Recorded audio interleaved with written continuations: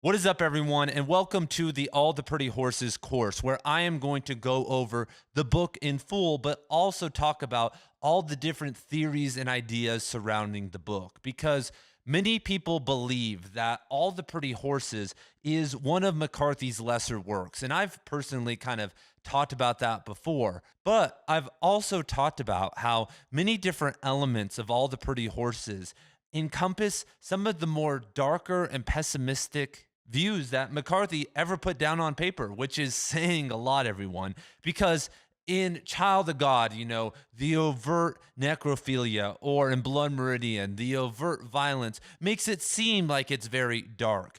But tragedy and pessimism is not built or really felt very much in a horror film or in a film where a bunch of people die.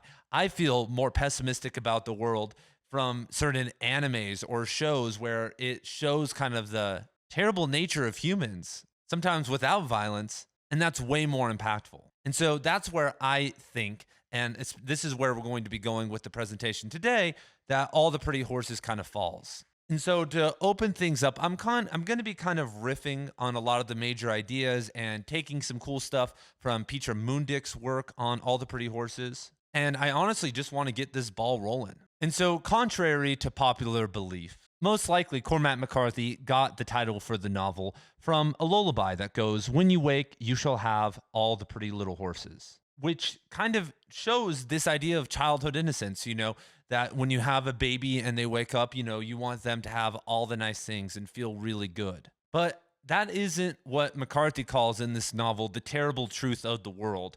And John Grady Cole is going to undergo in this work the initiation into the real world. And I hate that. And, I hate that. My mom would always be like, "You don't understand the real world." But I had my experiences.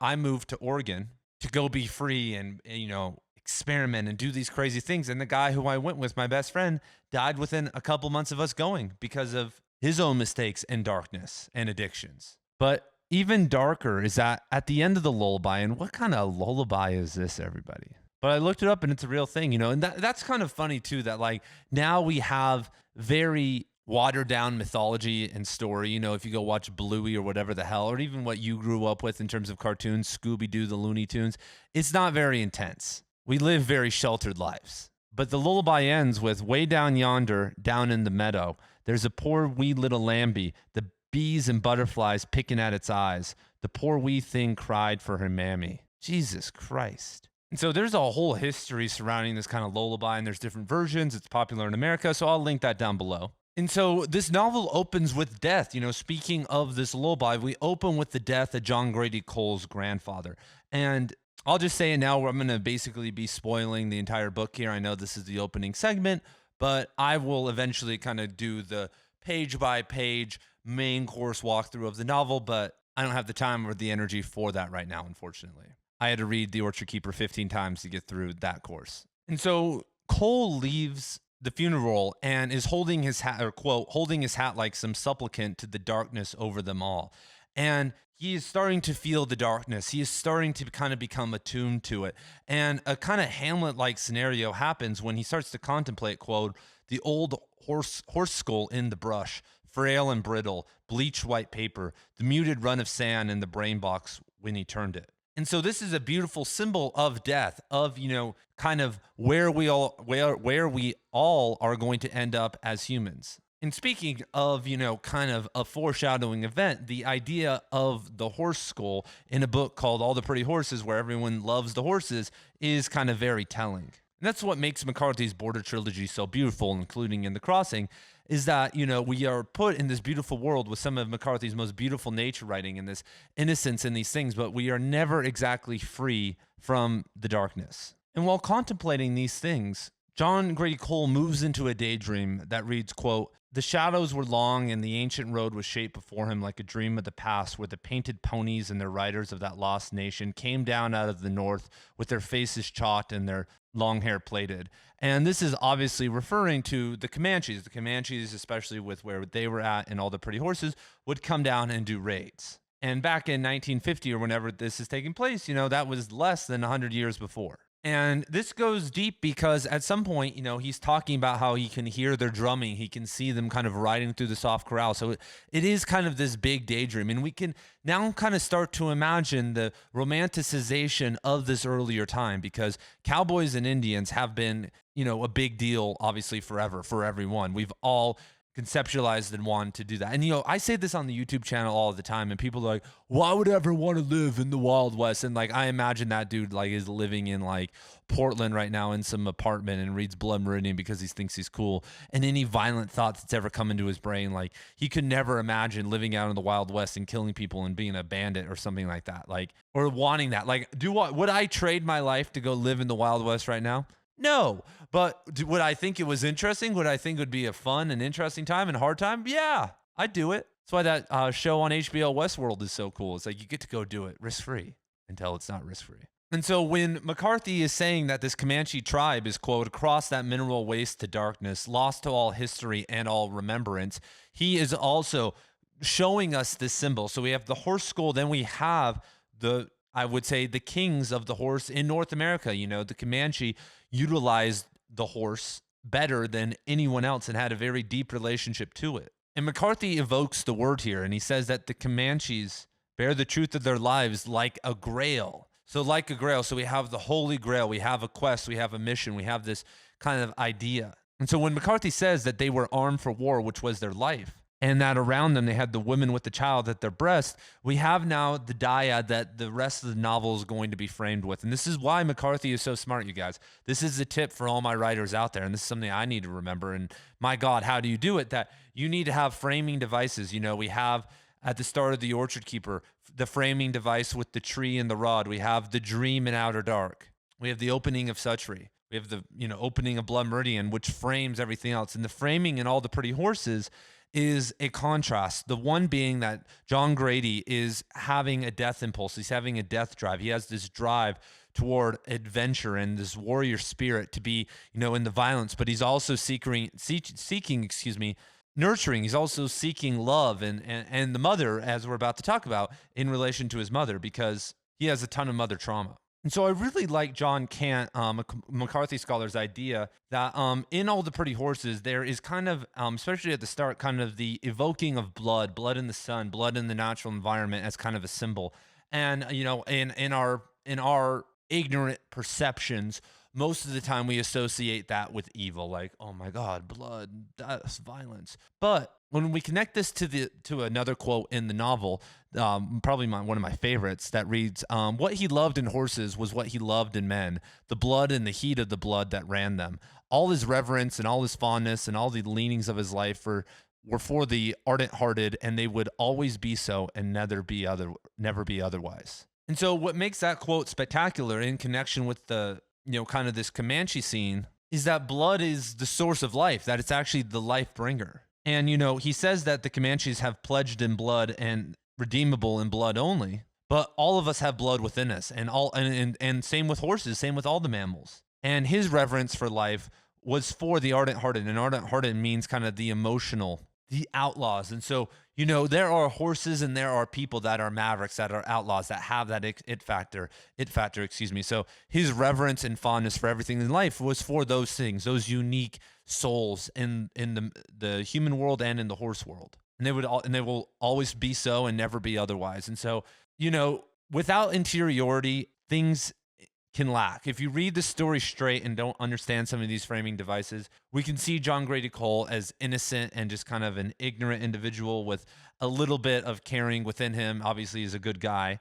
But when we kind of start to see kind of the conceptions and kind of the descriptions of him and his intense emotion toward horses and humans, and Alejandra, who is a unique individual, she is a rich girl who stands out that, much more than the random girl that he would have encountered in Texas. And speaking of Alejandra and John Grady Cole's mom, what's interesting to me is that his mother is an ardent-hearted individual. She is a unique theater type of person. And then when we look at Alejandra, she is, one could say, a very rare catch for a ranch hand like John Grady Cole. And as we kind of move forward in this presentation, I also want to kind of talk about the hubris of John Grady Cole, which I kind of think is a very important factor involving all of this, because John Cant, who I just mentioned, views All the Pretty Horses as akin to the Arthurian myths, as this kind of romantic quest. And when you look at McCarthy's works, like there are allusions to the Grail and Arthurian legends all throughout his work. But of course, in this book, we have the only somewhat normal romantic relationship. But McCarthy does love, especially in the Border trilogy, this idea of kind of the tragic, naive quest that here, Billy Parham in The Crossing goes out with his wolf thinking that he can save the world. And so McCarthy subtly shows us this because at the start of the novel, Rollins asks Cole, "What's them lights?" And John Grady Cole says, "I'd make it El Dorado," which is actually very interesting because McCarthy, while researching Blood Meridian, would have obviously come, he came across Samuel Chamberlain's work, and during one of the scenes where they are wandering around, really exactly where John Grady Cole is at the start of the novel, Glanton was telling everyone that they were searching for El Dorado. And in the Mexica myths, it's not, El Dorado isn't down in South America or Central Mexico. It was actually up in like southern New Mexico, southern Texas is where they claimed it was. In speaking of kind of the idyllic fool's errant quest, there are references to Don Quixote with Rollins and John Grady Cole. They ride past a windmill, which is obviously the iconic symbol in Don Quixote. Quote, "The wreckage of an old wooden windmill fallen among the rocks." So this is kind of a anti-pastoral image, kind of a post-Quixote view on the world and on their mission. And then later on, we see that Don Hector, Alejandra's father, tells John Grady Cole, "Beware, gentle knight, there's no greater monster than reason." And that is really just kind of a rip from how Don Quixote would talk to people. And at the start of part 2, this is how the hacienda is described. The grasslands lay in a deep violet haze, and to the west thin flights of waterfowl were moving north before the sun, in the deep red galleries under the cloud banks like schoolfish in a burning sea, and on the foreland plain they saw the vaqueros driving cattle before them through a gaze of golden dust.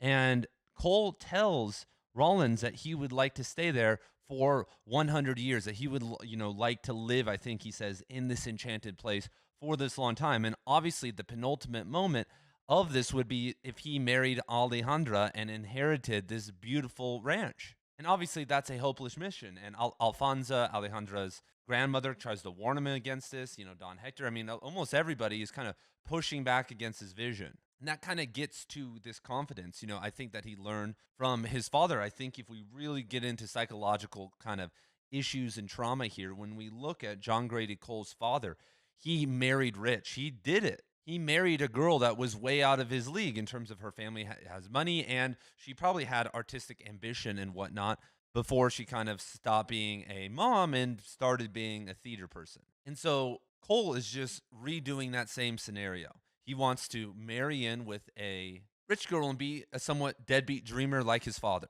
And so that's what he's primed with. But he has youthful confidence. He has youthful hubris. That's why he originally rides down into Mexico. That's why he tries to, break free Blevins' horse.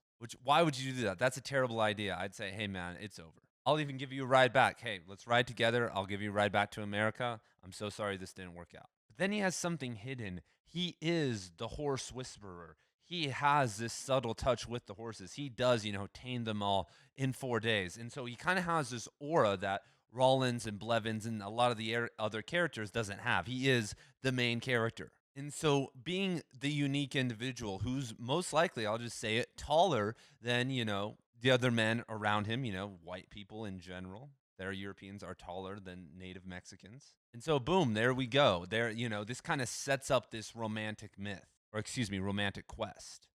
And when we look at the translation of Hacienda de Nuestra Senora de la Promesa Concepcion, pronunciation is probably not right. I mean, that translates to the ranch of Our Lady of the Immaculate Conception, talking about, the Virgin Mary. And she, as Peter Mudik points out, quote, says, she symbolizes the sealed fruitfulness of the enclosed the sealed fruitfulness of the enclosed garden became a Christian symbol of the Virgin Mary, often depicted in a garden setting. And the entire hacienda and ranch is kind of this enclosed garden for Cole and Rollins. And what strikes me, and this is some of the more beautiful contrast that is available in part number 2 of the novel, is that McCarthy pins Alejandra as kind of a negative an entity, excuse me. She is the darkness because when Cole first sees her, or she comes in that night to kind of seduce him and take him out, he quote, in her face and in her figure, something he never seen before. And the name of that thing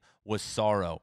And time again, in a lot of his encounters, he talks about how she has this despair, she has this sadness, and has actually nothing to do with him, that she's had this from before.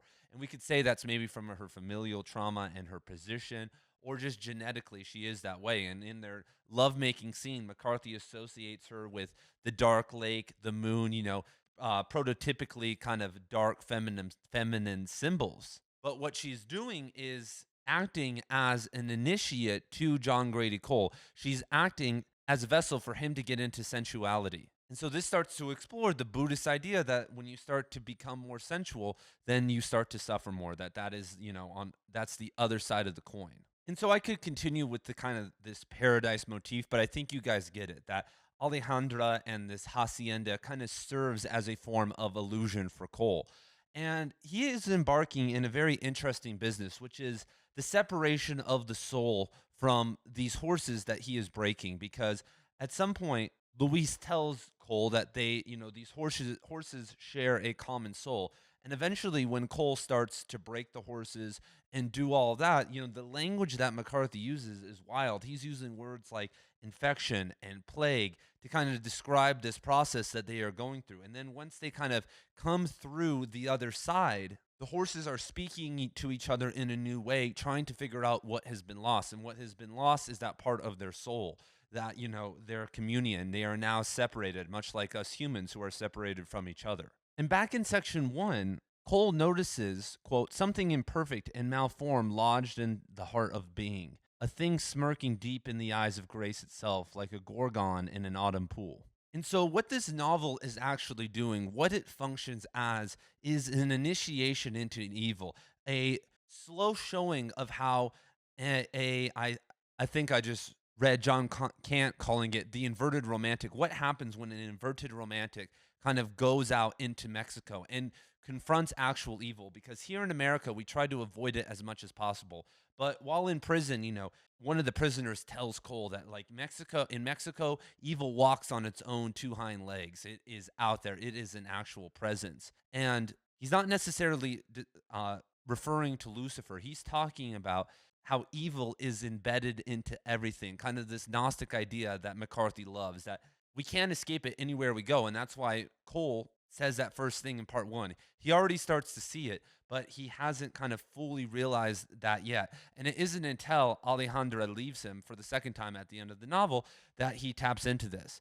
And he says that he saw very clearly how all his life led only to this moment, and all after led nowhere at all. He felt something cold and soulless enter him, like another being, and he imagined that it smiled malignly, and he had no reason to believe that it would ever leave. And this other being may be Cole's nihilism, because it's weird to call him a nihilist, but when you look at how he talks, when you look at how he acts at the start of the novel, what does he really believe in? What does he care about? He doesn't have a mission. I mean, he kind of does. He doesn't have a purpose. He's actually kind of a weird nihilist, but he has an interest in the ardenthearted. He has an interest in horses and in love and kind of these unique experiences, and that drives him for a while. And I won't spoil anything about Cities of the Plain here, but this kind of attitude eventually shifts toward him, as we see at the end of the novel, All the Pretty Horses, toward death, the pursuit of death, the death drive, a very kind of typical psychological trait. And you see this all the time with people, that they are kind of nihilistic and happy in their youth, but then when, disillusionment happens and certain types of loss happen, suddenly they start pursuing death. Suddenly things start to get really dark for them. And so when we look at John Grady Cole dreaming of horses, this is a big thing. I'm not going to go over all the dream scenes now. I'll kind of get into that in the main course section. But what I kind of want to focus on right here is that in the first two the first, you could say, 5 or 6 dreams he has of horses, they are very light oriented. They are very kind of idealistic and kind of showing kind of this golden world that he imagines. And later on, after the prison incident, he has another dream of horses. And this is the subtle stuff that McCarthy does that is absolute fire. This is the stuff that you can't necessarily imitate, and is just kind of genius by him. In his sleep, he could hear the horses stepping among the rocks, and he could hear them drink from the shallow pools in the dark where the rocks lay smooth and rectilinear, as the stones of ancient runes in the water from their muzzles dripped and rang like water dripping in a well. And in his sleep, he dreamt of horses, and the horses in his dream moved gravely among the tilted stones like horses come upon an antique site where some ordering of the world had failed. And if anything had been written on the stones, the weathers had taken it away again. And the horses were wary and moved with great circumspection, carrying in their blood, as they did in the recollection of this and the other places, where horses once had been and would be again. Finally, what he saw in his dream was that the order in the horse's heart was more durable, for it was written in a place where no rain could erase it. And so this scene obviously has more of a dark feel to it. And it also connotates Cole developing a more mature version of reality, kind of coming into harmony with the good and the dark of the world. But when we look at one of the revelations that manifests in his conversation with Alfonso, we start to see that he may actually be living in a Gnostic world. And I did not come up with this theory. This is from Peter Mundick. But one of the parables or metaphors that Alfonso tells John Grady Cole is this story of the cold forager, someone who makes coins. And in her version, she kind of talks about it. It kind of seems like she's just saying that we don't control anything and free will doesn't exist. But if you guys remember back in Blood Meridian, the judge, when visiting the kid, there's no spoiler here, he kind of gives this parable of the cold forager and kind of goes into all that. And I've discussed many times before how that is a overarching metaphor to the Demiurge. And if you guys don't know what the Demiurge is, the 10-second recap: Gnosticism believes that there is a God above God.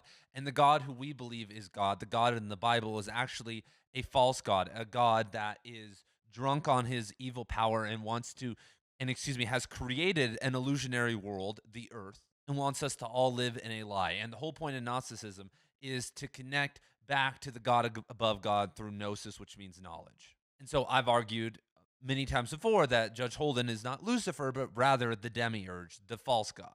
And what's funny about the word coin is that when you coin something, like he coined that term, that means that you've produced a new term, that means you are a maker or a deviser.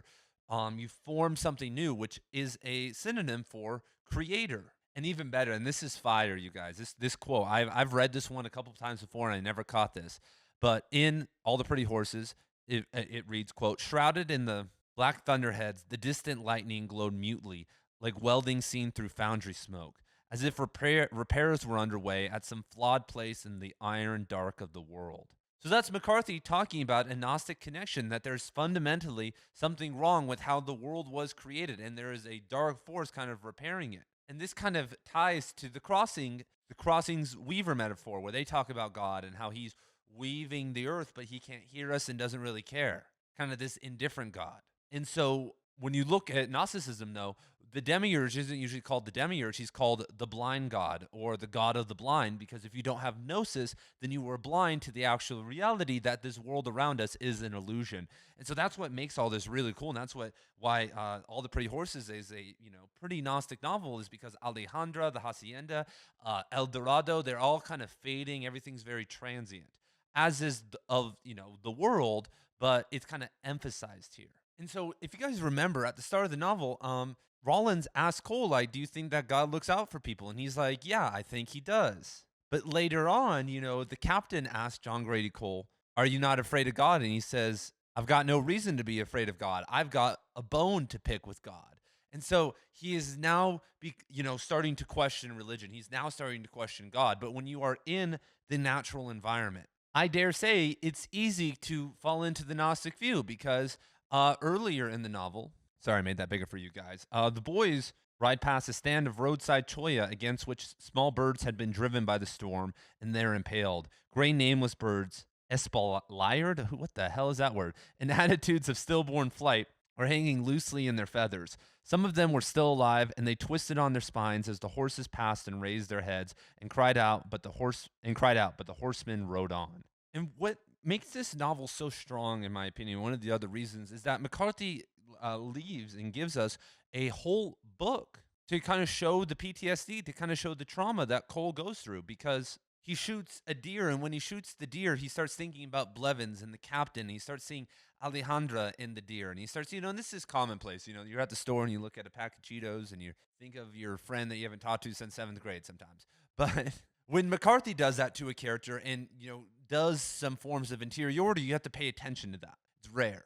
And McCarthy is a master of contrast because when he remembers Alejandra when shooting the deer, he imagines the paradise. And then when he comes back to reality, he's in this, dark, wintry place. And if you guys remember in my Blood Meridian course, I talked about how there's this idea in Gnosticism, of the interloper, of the pilgrim, of the alien. And when McCarthy evokes Anareta, he talks about these, pilgrims because, we have come down and we are these broken chains weaved into this illusionary world, but in each of us is a piece of the divine. And this just isn't Gnosticism. When you look at Hinduism and a lot of other things, when you look at Purusha, this is a very kind of common ideology and in paganism outside of like Islam and Christianity. And obviously, Gnosticism is an offshoot of Christianity. But there's this idea that we are living on a prison planet, that we are kind of these pilgrims out in the world. And Cole reflects that he felt a loneliness he'd not known since he was a child, and he felt wholly alien to the world, although he loved it still.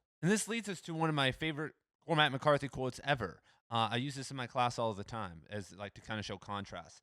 That in the beauty of the world were hid a secret, that the world's heart beat at some terrible cost, and that the world's pain and its beauty moved in relationship of diverging equity, and that in this headlong deficit the blood of multitudes might ultimately be exacted for the vision of a single flower. And so this is actually a quote describing entropy because McCarthy uses the word diverging. And it's not divergent, it's diverging. And we're moving toward this headlong deficit, this terrible cost, the blood of multitudes, which is his final vision in the road. And so John Grady Cole is still in the balance between worlds. He's not a Gnostic. He's not like totally just gone and the world's all evil. But he's also not in the idyllic land anymore. But we can tell that he's heading in a certain direction. He's heading toward darkness. And McCarthy's framing at the start of the novel comes back again when his dad foreshadows this secret. And the secret is, everyone, revealed in one of Cole's dreams and he's talking about this group of men, that they realized that were indeed without speculation bottomed in the void, wherein lay a terrible intelligence common to all, but of which none would speak. What is this terrible intelligence common to all, but that nobody would speak? That is the Demiurge. That is the illusionary world that we are all in. None of us want to mention that. None of us want to discuss that. All of us want to reject that. Even me, I want to reject that idea because if I accept it, then it's really hard. I mean, it's it's not fun being a Gnostic, everyone. I'm not a Gnostic, but it's not a fun ideology to kind of walk through the day with. And so the dark secret comes after much suffering.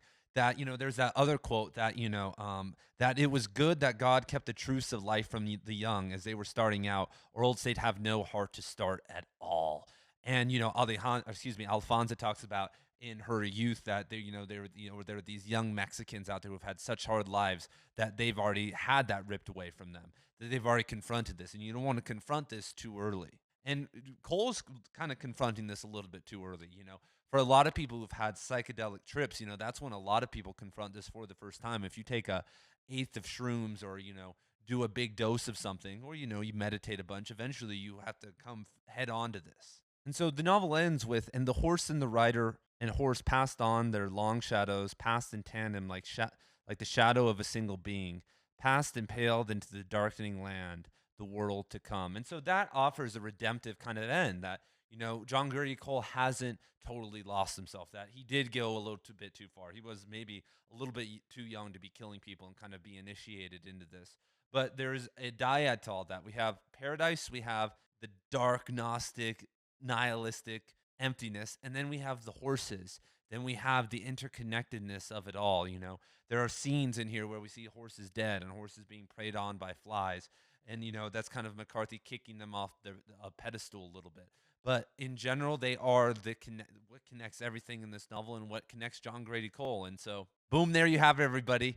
Week number one, I won't say week number one, course video number one on All the Pretty Horses. I'm excited to continue rereading this novel, making more videos, but this is a good start for us to start wetting our tongues, and I am super excited to kind of keep analyzing this novel further, because every time I read this, I say to myself, like, is this the best novel by McCarthy? Like, this is really, really good. And so, boom, there you have it, everybody. I love each and every one of you, and I will see you guys in the next one.